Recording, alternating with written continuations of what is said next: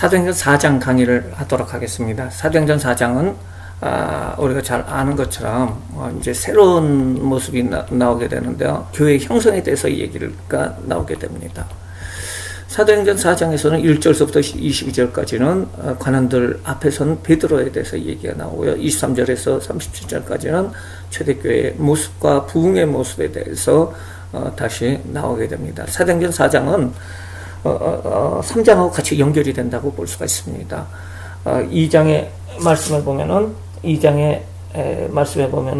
사도를 통해서 2장 43절에 사람마다 두려워하는데 사도로 말미암아 기사와 표적이 많이 나타났다고 나오고 있어요. 그것의 대표적인 기적이 바로 안진뱅이가 걷는 사건이라고 오늘 3장에서 이야기를 하고 있고요. 그때 베드로는 솔로몬 행각에서 많은 사람들을 모아놓고 그리고 그들에게 예수 그리스도의 이름이 이렇게 치료를 했다. 그리고 예수 그리스도로 구원을 얻을 수 있다라는 복음을 증거하게 됩니다. 이후에 나타나는 사건입니다. 제자들이 잡히게 됩니다. 그리고 관원들 앞에서 이제 신문을 받게 되는데 담대히 말하게 됩니다. 관원들은 별도로 죄를 찾지 못하고 경고와 대응을 하게 되고요. 사도의 석방과 교회가 위기감을 가졌을 때 하나님 앞에 기도합니다. 그때 성령 충만함이 임하게 되고요. 사도들의 생활에 대해서 그리고 바나바의 선행에 대해서 이야기를 하고 있습니다. 오늘 말씀해 보면은 어떤 위기 상황이 있었을 적에 신앙의 위기 상황이 있을 적에 다시 또 부흥의 역사가 일어난다는 것입니다. 교회건 개인이건 여러 가지 위기 상황이 있을 수 있습니다. 하지만 그것을 통해서 하나님께서는 새로운 부흥의 역사를 베풀어 준다는 것입니다. 사도들이 백성들에게 말을 했습니다. 어디서 말을 했습니까? 솔로몬 행각에서 말을 할지. 제사장들과 성전 맡은 자와 사두개인들이 이릅니다. 말합니다. 예수 안에 죽은 자의 부활이 있다고 백성을 가르치고 전함을 싫어해요. 싫어해가지고 그들을 잡습니다. 그리고 날이 이미 저물었으므로 이튿날까지 가둡니다. 왜냐면은 원래 산헤들린 공의 재판은 저녁 때는 안 합니다. 근데 예수님은 사실은 그 불법 가운데 십자가에 못 박히는 그 판결을 받게 되죠. 그리고 가둠을 당합니다. 예수님이 얼마 전에 그 50일 전에 2달 전에 그 예수님께서 십자가에 못 박히기 위해서 그 공회에 잡히게 되는데 동일하게 그 제자들이 잡히게 된다는 것입니다. 그러면서 부연 설명을 합니다. 솔로몬 행각에서 말씀을 듣는 자 중에 믿는 자가 많아졌습니다.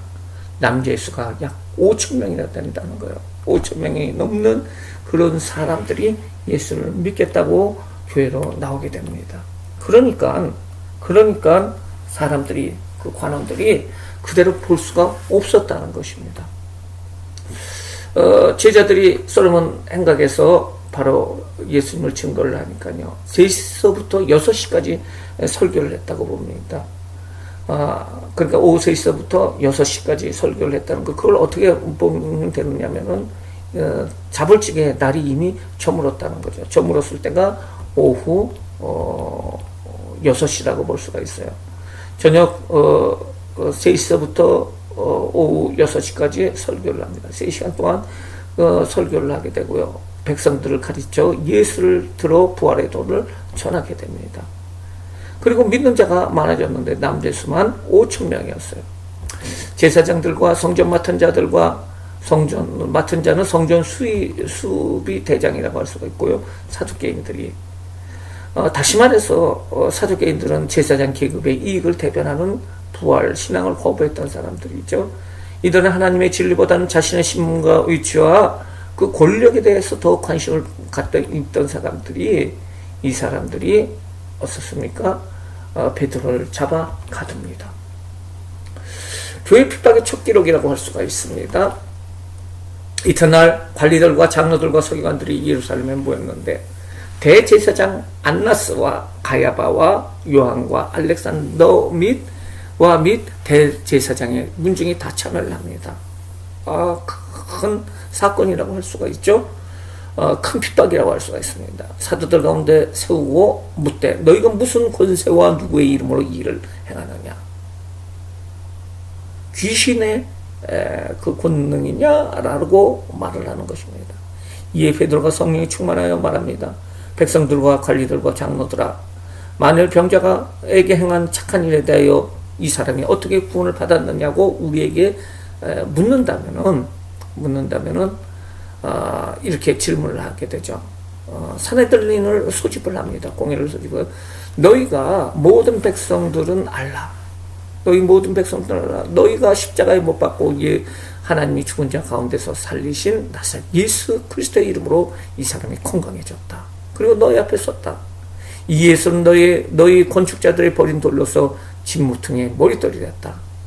다른 이름은 구원을 받을 수 없으나 천하 만민 중에 구원을 받을 다른 이름을 우리에게 주신 일이 없다. 오직 예수의 이름밖에 없다는 것입니다. 사내들인이 소집이 됩니다. 기원에 대해서 민수기 11장 6절에 나오죠. 총 인원은 70명 정도 되고요. 역할은 민사 종교법의 최고 권위 기관입니다. 제사장과 원로 제사장 그룹이 성전 예배를 주관하는 그 그룹들과 그리고 성전 관리 담당 그룹, 경비, 재정, 시설 담당들, 그리고 장로 그룹, 사두개인, 서기관, 율법 전문가, 바리새인들이 구성되어 있는 그 사내들이 소집이 됩니다. 안나스는 바로 AD 15년까지 대제사장이었고 이스라엘의 최고 권력가였어요. 가야바는 현재 대제사장이고 안나스의 사위였고요. 요한은 안나스의 아들 요나단을 이야기를 하고 있습니다. 알렉산더는 바로 유대인 최고 철학자 필로의 동생이라고 볼 수가 있습니다. 그리고 대제사장의 문중들이 참여를 했습니다. 기적과 치유 뒤에 있는 권위와 힘의 출처는 무엇이냐라고 말을 하고 있어요. 성령이 충만해서 베드로는 얘기를 합니다. 성령이 충만하다는 것은 새롭게 채워졌다는 것입니다. 신선하게 채워졌다는 것입니다. 성령 세례를 받았습니다. 사도행전 2장에 받았지만은 다시 성령의 충만함을 받는 모습을 볼 수가 있습니다. 그러면서 시편 118편 22절의 말씀을 인용을 합니다. 그 예수는 너의 건축자들이 버린 돌이 되었고 이 돌은 그 예수는 진모퉁이 머릿돌이 되었다. 하나님 우편의 보좌에 앉아 계시다. 메시아가 바로 예수다. 구원은 오직 예수를 통해서다 라고 얘기를 하고 있습니다. 그 관원들이 사내들인 그것에 있는 모든 재판관들이 베드로와 요한이 담대하게 말함을 보고 본래 학문 없는 범인으로 알았다가 이승히 여깁니다. 그리고 예수와 함께 있었던 줄도 알았고 병 나은 사람이 그들과 함께 서 있는데요. 비난할 말이 없어요. 기적이라는데 이건 너무나 놀라운 기적입니다. 그래서 비난할 말이 없습니다. 그래서 명하여 공회에 나가라 하고 서로 의논을 합니다. 이거 어찌할 거 이거 처리하기가 좀 힘들다라는 거예요. 그러면서 서로 얘기합니다. 이 사람들을 어떻게 할까? 그들로 말미암아 유명한 표적이 나타난 것이 예루살렘에 사는 모든 사람에게 알려졌으니 모르는 사람이 없다는 거예요. 우리도 부인할 수 없다는 것입니다. 이 사람이 안지명에 걷는 것은 안지명이었다는 사실은 모든 사람이 아는 것인데 그 안지명이 아니었다고 이렇게 부인할 수도 없고 그래서 생각을 합니다. 더 이상 민간에게 퍼지지 못하게 예수의 도가 펴지지 못하게 그들을 위협하자. 그리고 그 이름으로 예수의 이름으로 아무에게도 말하게 하지 말자 하고 그들을 다시 불러드립니다. 그리고 경고합니다. 예수의 이름으로 말하지 말고 가르치지 말라. 만약에 그랬을 때 너희들 죽을 줄 알라. 이렇게 얘기했다는 거예요. 그때 베드로와 요한이 대답합니다. 하나님 앞에서 너희 말을 듣는 것이 하나님 말씀을 듣는 것보다 옳은가 판단해봐라. 우리는 보고 들은 것을 말하지 아니할 수 없다 라고 담대히 말합니다. 관리들이 이 백성들 때문에 그들을 어떻게 처벌할까 방법을 찾지 못하고 다시 위협하여 놓아주었으니 이런 모든 사람이 그 된 일을 보고 하나님께 영광을 돌렸다는 것입니다. 이 표적으로 병 나은 사람은 40세 되었더라라고 나옵니다. 베드로의 요한의 모습을 봅니다. 그리고 참 이 사람들이 원래 학문 없는 사람인데 이 사람이 너무 말을 잘하네. 병 나은 자보다도 를 보니까 힐날할 말이 없다는 것이에요. 공에 잠깐 나가 있어라 라고 얘기를 합니다. 그리고 서로 얘기합니다.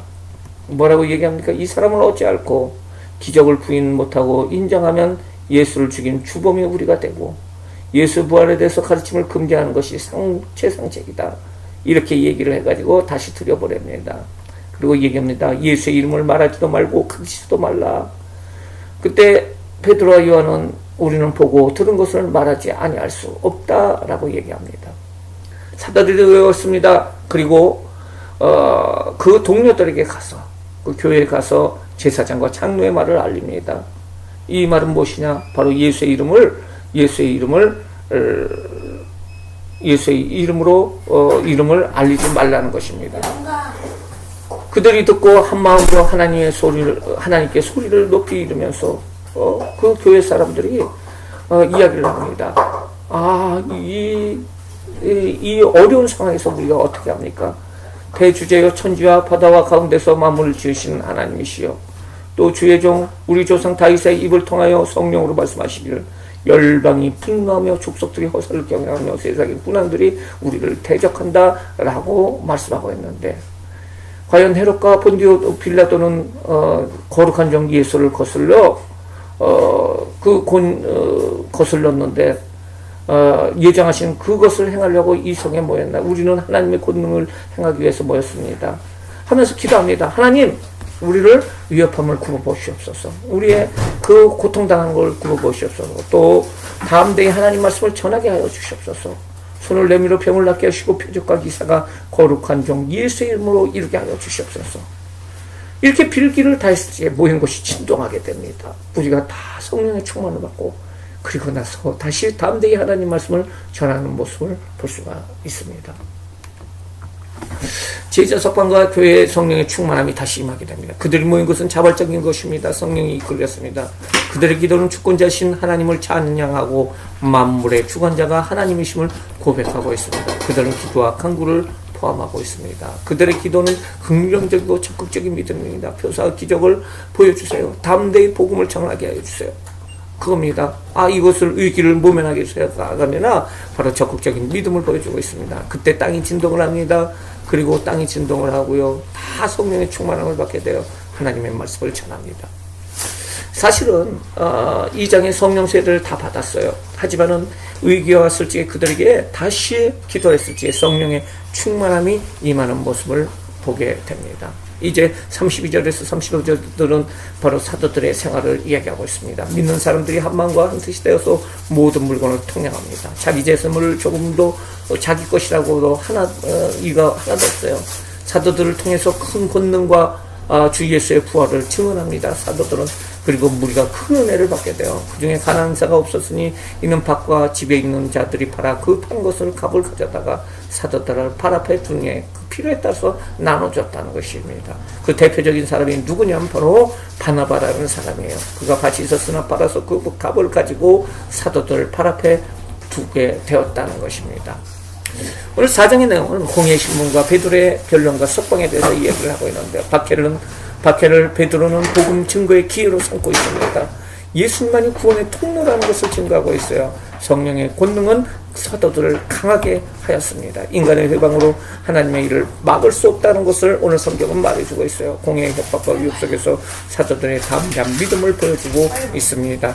초대교회로 돌아가야 됩니다. 말씀만을 증거를 해야 됩니다. 마음과 뜻이 하나가 되어야 합니다.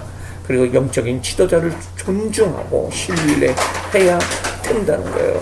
이것이 바로 초대교회의 모습이라고 할 수가 있습니다. 사도행전 4장 말씀입니다.